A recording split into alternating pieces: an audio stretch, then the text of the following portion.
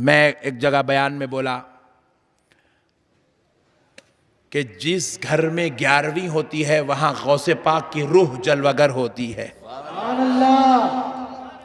हमारे पहले के नानी माँ दादी माँ थे, देखो उन लोग 11वीं करे तो पूरे घर को चुन्ना डालते थे, दरवाजों को कलर करते थे, खिड़कियों को कलर, नए पर्दे, नापाक है तो उन लोगों को बाजू कर देते थे, बच्चों से इससे उससे घर को बचा के रख के धूम धड़ाके से 11वीं करते थे। अपने बेटे के वलीमे को उतना एहतमाम नहीं करते थे, गौसे पाक की 11वीं को जितना एहतमाम करते थे। क्यों करते थे? रजब के कुंडे आए तो अभी भी बाज लोग देखो, आशिक लोग रजब के कुंडों में घर को चुन्ना दलाते, दरवाजों को वो करते करते ऐसा करते, पूरा साफ सफाई पाकी का माहौल, इंतहाई एहतमाम। क्यों करते? सुनो कान खोल के, सूफिया इकराम फरमाते हैं जिस बुजुर्ग की फातिहा होती है वो बुजुर्ग की रूह उस घर में जलवगर होती है। जलवगर होती है। मेरे को अच्छी तरह याद है, अब तो खैर ये अदब खत्म हो गया है, दौर में सब अदब खत्म होगा, पूरे बदतमीज नालायक लोग दुनिया के अंदर बेअदब गुस्ताख फैल गए, फैल के सुन्नियों को भी ये लोग खराब कर दिए। मैं अपनी सर की आंखों से देखा, हमारे बचपन में बड़ी बड़ी खानखाओं में हैदराबाद की जहां महफिल समा होता था, बीच की कुर्सी, बीच की गद्दी पे कोई भी नहीं बैठते थे, सज्जादे साहब इधर बाजू बैठते थे, उनके बेटे इधर बैठते थे, पूरे इधर इधर बैठते थे, बीच की गद्दी खाली रहती थी। तो हम लोग आप पूछते थे हजरत वो बीच में किसको भी नहीं बिठाए, किसको भी नहीं बिठाए, कहीं को खाली कहीं को रखते? तो बुजुर्ग फरमाते थे बेटा जिस बुजुर्ग की शान में कलाम पढ़ा जा रहा है महफिल में उस बुजुर्ग की वहां पर बैठक होती है। अल्लाह के वली आते थे, उनकी रूह मुबारक जलवगर होती थी।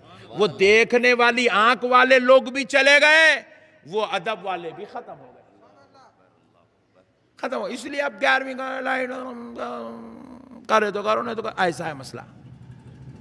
लेकिन मसले को सुनो दोस्तों, औलिया अल्लाह की जलवागरी होती है। अब ये जो बेवकूफ कौम ने वली कुछ नहीं मारा मान रहा ना मानता, नक्शबंदी साहब तुम भी डीप में लग जाके बोलते हैं हजरत, उन्हें ऊपर ही मानने तैयार नहीं है, तुम अंदर के मगज के बातें कर रहे हैं पूरे। ये बातें करने को भी अब हमारे को शर्म आ रही, क्योंकि अब ये लेवल के लोग भी नहीं रहे। अल्लाहु अकबर कबीरा है, क़यामत के करीब फितनों का जमाना है, ये जाहिलों बेअदबों गुस्ताखों का जमाना है ये। तो बहरहाल तो मैं ऐसी बोला भाई जहाँ 11वीं होती है वहाँ गौसे पाक आते हैं। बोले तो तकरीर ख़त्म हो गए बाद एक नौजवान बच्चा आके पूछा, यही विशाखापट्टनम में था बयान, आके पूछा मौलाना गौसे आजम कितने हैं? पूछा। मैं बोला एक। अब पूरे आंध्र प्रदेश तेलंगाना में इतने लोग 11वीं कर रहे हैं 11 तारीख को, तो गौसे आजम कितने घरों में आते? एक हो गए। पूछा। 5 लाख आदमी 11वीं कर रहे हैं, 5 लाख घरों में गौसे आजम कैसा आते? अरे मैं बोला बहुत जबरदस्त डाला पट्टे, हाई लेवल का है। जवाब भी हाई लेवल का होना नहीं, जवाब भी हाई लेवल का होना। दलाइल बहुत सारे, मगर वो बच्चा था बेचारा, उन्हें कभी जिंदगी में कुरान नहीं पढ़ा, हदीस नहीं पढ़ा, तो उसके हिसाब का जवाब देना था वहां, ताकि उसको बात पूरी समझ में आ जाए। तो मैं बोला मियाँ एक मसला है, उसको समझ गया तू तो गौसे पाक ते को समझ में आ जाते। जी हजरत बोलिए। बोले तो बोला देखो बेटा, अब मैं तुम्हारे विशाखापट्टनम आया, मेरे को जाना है हैदराबाद, कौन सा रास्ता है, कौन सी गली है, कौन सा नुक्कड़ है, कौन सा यू टर्न है, कौन सी जो है मेरे को राइट लेना है लेफ्ट लेना है, कुछ भी नहीं मालूम। मगर फिर भी मैं बगैर किसी से पूछे के हैदराबाद तक जाता हूं। कैसा? करामत से नहीं, मैप देख के। क्या देख के बोलो? मैप। मैप में आप डाल दिए हैदराबाद काला पत्थर, बोले तो विशाखापट्टनम क्या अमेरिका से ला लेता हूं मैप आपको? नहीं, अब अपन मैप को सेलेक्ट कर लिया, उसमें 3-4 रास्ते बताता, हजरत इधर से भी एक रूट है, इधर से भी है, इधर से भी है, ये इतने किलोमीटर है, ये इतने किलोमीटर है, ये इतने किलोमीटर है। उसको जूम करके देखे तो बीच में एक ऑरेंज लाइन दिख रही। मैं बोला ये क्या हो गया? बोले तो यहाँ पे रोड का जो है तामीरी काम चल रहा, कंस्ट्रक्शन चल रहा। फिर और देखे तो एक रेड लाइन दिख रही। बोला ये क्या है? बोले तो ये ट्रैफिक जैम है। कहते अम्मा, बोला मैप तो बड़ा चालू दिख रहा भाई, खतरनाक आइटम है ये। आप जरा गौर कीजिएगा, आप जरा गौर कीजिएगा कि वो मैप आप जैसे ही ऑन किए तो उसमें एक आंटी की आवाज आई, take right turn after 500 metre.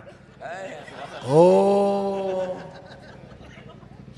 माशाल्लाह, आंटी इतनी चालू है। राइट टर्न कहाँ है आंटी को मालूम है, यू टर्न कहाँ है आंटी को मालूम है, लेफ्ट टर्न कहां से लेना है आंटी को मालूम है। अगर आंटी बोली राइट, आप ले लिए स्ट्रेट, आंटी फिर पुकारना शुरू कर दी, यू टर्न लो बाबा, गलत जा रहे आप, आओ वापिस आओ। बात समझ में आ रही? अच्छा, ये आंटी खाली इंडिया में नहीं है, मैं हॉलैंड गया बयान करने, वहां भी है, दुबई गया बयान करने, आंटी वहां भी है। और इतनी चालू है, दुबई में अरबी में बोलती, वहां इंग्लिश में बोलती, वहां जर्मन में बोलती, वो चालू आंटी है। अरे भाई, बाज लोग इसके अंदर अजीब ताज्जुब से देख रहे हैं। आपकी मुलाकात नहीं हुई क्या वो आंटी से? हुई ना? हाँ, फिर ऐसा कहीं को घूर के देख रहे हैं मेरे को। मैं कोई दूसरे दुनिया के बात नहीं कर रहा हूँ, रियल फैक्ट बोल रहा हूँ आपको। मैं बोला गाड़ी रोक, पहले आंटी से मिलना है। आंटी आपका नाम क्या है? आंटी बोले अपना नाम है ही नहीं। आंटी आपके अब्बा कौन? बोले अपन बगैर अब्बा के हैं, अब्बा है ही नहीं आंटी के, अम्मी है ही नहीं। आंटी कहाँ रहते आप? बोले हर मैप के अंदर रहते अपन। एक ही वक्त में पूरे तेलंगाना में 5 लोग मैप यूज कर रहे हैं। आंटी 5 लोगों की गाड़ी में है। आंटी 5 लोगों की मदद कर रही है। नहीं समझे आप? नहीं समझे आप? और थोड़ा डीप में लेके जाके समझाता हूं। अपने पूरे इंडिया में महिंद्रा के कम से कम एक 10 लाख गाड़ियां तो होंगे, मिसाल दे रहा हूं समझाने, 10 लाख। बैठते की स्कॉर्पियो पे पीछे से आवाज आती, सामने से डाइच में से, प्लीज यूज सीट बेल्ट। हाँ, हम सीट बेल्ट नहीं लगाए, हमारे खबर नहीं है, मगर आंटी को है। Point to be noted. और जो बता रही है खुदा की कसम, वो 100% सही बता रही है। हमने पूछा आखिर ये है कौन जिसका ना कोई जिस्म है, जिसकी ना कोई रूह है, जिसका ना कोई बाप है, जिसका ना कोई रिश्तेदार है, मगर ये पूरी दुनिया वालों की मदद कर रही है। एक ही वक्त में लाखों करोड़ों गाड़ियों के अंदर, मोबाइल के अंदर ये आंटी की आवाज मदद के लिए आ रही है। ये आंटी है कौन? तो जवाब मिला, ये आधी चड्डी गोरी चमड़ी वाले अंग्रेज का कारनामा है। ये अंग्रेज का कारनामा है। अरे अंग्रेज अपनी इल्मी सलाहियत से एक ही वक्त में 10 लाख गाड़ियों के अंदर एक आंटी की आवाज मदद के लिए भेज सकता है। और अगर खुदा गुलामों के घर में एक गौसे आजम को भेज दे तो क्या ताज्जुब की बात है।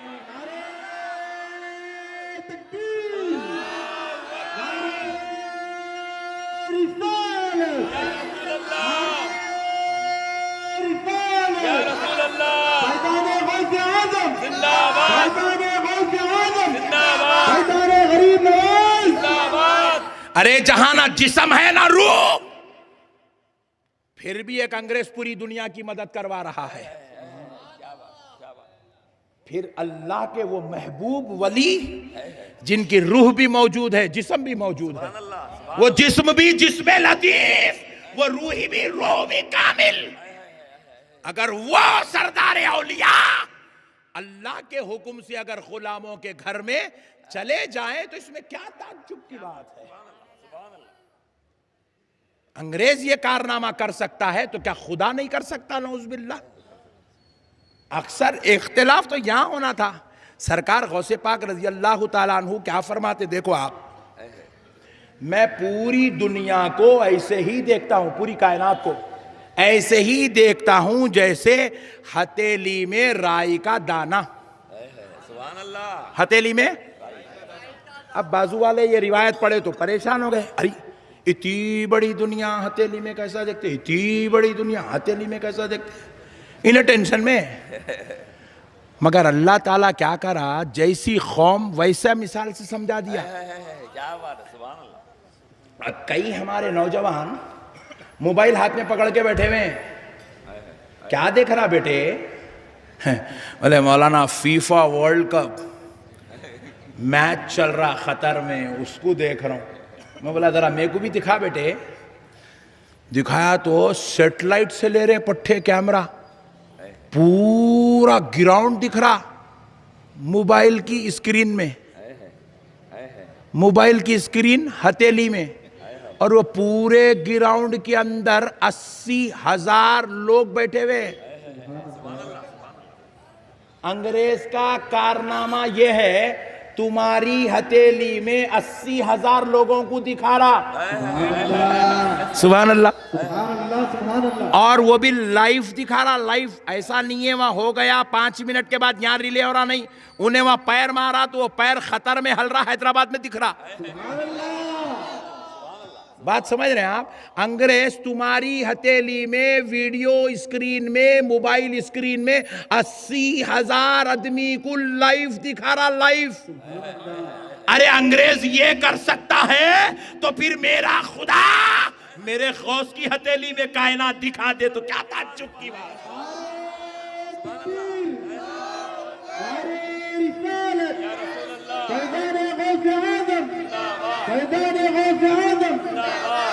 मेरे भाइयों, औलिया अल्लाह खुदा के फजल से हैं। किससे हैं बोलो? खुदा के फजल से है। खुदा के फजल का नाम वलीउल्लाह है, खुदा की अता का नाम वलीउल्लाह है, खुदा की मोहब्बत का नाम वलीउल्लाह है, खुदा की नवाजिश का नाम वलीउल्लाह है, खुदा की रहमत का नाम वलीउल्लाह है, खुदा की मेहरबानी का नाम वलीउल्लाह है। अरे खुदा के मजहरो जमाल का नाम वलीउल्लाह है। ये दुनिया में आए, इंसान बन के आए, मगर तुम्हारी हमारी तरह ये आम दर्जे के इंसान नहीं। ये मजहरे खुदाबंदी बन के आए, ये अताए खुदाबंदी बन के आए, ये फजले खुदाबंदी बन के आए, ये रहमते खुदाबंदी बन के आए। इसलिए मेरे भाइयों, इनसे जुड़ जाओ। इसीलिए रब कहता है वब्तगू इलैहिल वसीला, मुझ तक पहुंचने वाला वसीला तलाश कर लो। ये अल्लाह तक पहुंचाने का वसीला है, अल्लाह के खुर्ब का वसीला है। इसलिए मेरे भाई, इनसे गद्दारी नहीं, इनसे बेवफाई नहीं, इनसे बगावत नहीं। अगर कोई जाहिल इनके खिलाफ बोलता है, उस बदबख्त, उस जालिम की बात मत सुनो। वो तुम्हें जन्नत में तो नहीं ले जाएगा, मगर वलियों का गुस्ताख बनाकर तुम्हें दोज़ख में जरूर ले जाएगा। तुम्हारी आखिरत को वो बर्बाद करेगा। वो रह तो ही रहा है हमारे बीच में, इंसानी सूरत में है, लेकिन हकीकत में वो इंसान नहीं, वो शैतान है। वो शैतान का पैरोकार बनकर तुम्हारे सामने वीडियोस की शक्ल में, मौलिम की शक्ल में, मौलवी की शक्ल में, खतीब की शक्ल में आकर तुम्हारी आखिरत को बर्बाद कर रहा है। ऐसे जालिमों की बातों को सुनकर अपना अकीदा खराब मत करो, अपना ईमान खराब मत करो। ये बदबख्ते खुद ना रसूल अल्लाह के हो सके, ना तुमको रसूल अल्लाह के होने देंगे, ना ये गौसो ख्वाजा के हो सके, ना तुमको गौसो ख्वाजा का होने देंगे। इसलिए इनकी बातों को सुनकर अपने नबी से, अपने आका से, अपने दाता से, अपने औलिया से, अपने बुजुर्गों से अपना रिश्ता मत तोड़ो। मरने के बाद ये बदबख्त तुम्हारी खबर में नहीं आएगा। ये मौलवी, ये आलिम, ये बोलने वाला तुम्हारी खबरों में नहीं आएगा। अरे मरने के बाद ना कोई मामू खबर में आएगा, ना चचा खबर में आएंगे, ना बाप खबर में आएगा, ना भाई खबर में आएगा, मगर खुदा की कसम सवाल जवाब बाद में होगा, आमिना का लाल पहले खबर में तशरीफ लाएगा।